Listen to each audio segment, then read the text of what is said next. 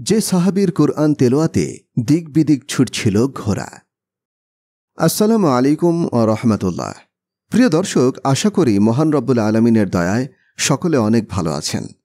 একদিন ঘোড়ার আস্তাবলে বসে কুরআন তেলাওয়াত করছিলেন রাসূলুল্লাহ সাল্লাল্লাহু আলাইহি ওয়াসাল্লামের সাহাবী হযরত উসাইদ ইবনে হুযাইর রাদিয়াল্লাহু আনহু।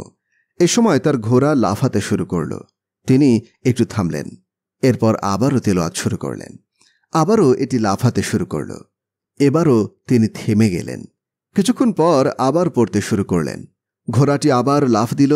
পাশেই উসাইদ ইবনে হুযাইর রাদিয়াল্লাহু আনহু এর ছেলে ইয়াহইয়া শুয়েছিলেন।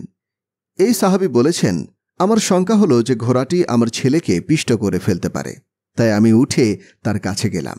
হঠাৎ মাথার উপর সামিয়ানার মতো কিছু একটা দেখতে পেলাম, আর ভেতরে প্রদীপের মতো অনেক জিনিস পুরো সামিয়ানাটাকে আলোকিত করে রেখেছে।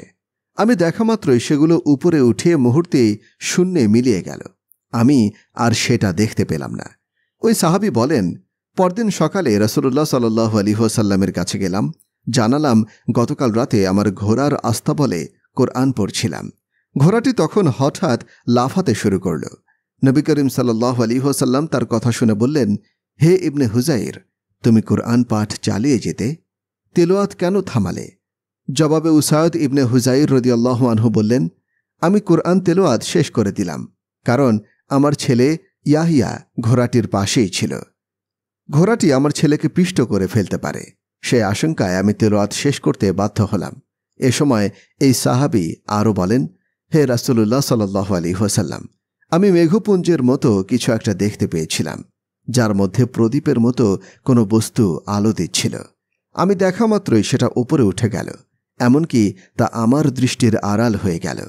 নবী করিম সাল্লাল্লাহু আলাইহি ওয়াসাল্লাম তার কথা শুনে বললেন, ওরা ফেরেশতা, ওরা তোমার কোরআন তেলাওয়াত শুনছিল। তুমি পড়তে থাকলে ওরা ভোর পর্যন্ত থাকত, লোকজনও ওদের দেখতে পেত।